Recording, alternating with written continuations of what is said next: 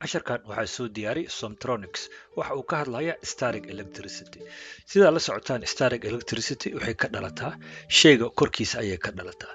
Tusaale ahaan waxaan soo qaadan karnaa hilaaca iyo gugaca waxa ay ka mid yihiin tusaalaha danabka neeg ama static electricity. Sharciga sidaa ula socotaan Coulomb's law waxa uu noo sheegayaa chargeska kala midka ah waa is soo jiitaan. Kuwa aan isku midka ahaynna waa ay kala cararaan. Marka positive and negative way soo jiitaan, negative and negative way kala cararaan, positive and positive-na waa ay kala cararaan.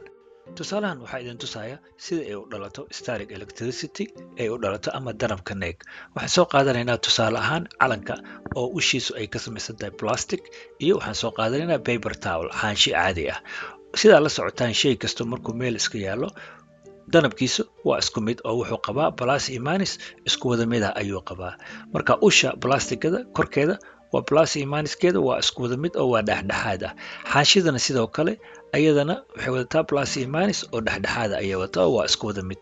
Sida kaliya ay ku dhalin karto charge ay ku dhalan karto ama ay static ku dhalin karto waxay tahay ayaga oo kala qaato charge kala qaato. Marka waxaan sameynaynaa xaanshiyo yaryar ayaan ka jaraynaa paper towelka si aan idin tuso sida isu soo jiitaan.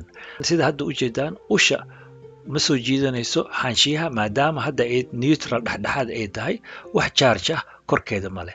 Sida kaliya ay charge ku yeelanayso waxay tahay anagoo usha ku xoqno xaanshida ku xoqno si ay charge aga qaadato xaanshida. Markii la aan isku xoqno usha waxay noqonaysaa negative charge marka charge ay yeelata oo negative sida u jeedaana waa ay soo jiidata xaanshida.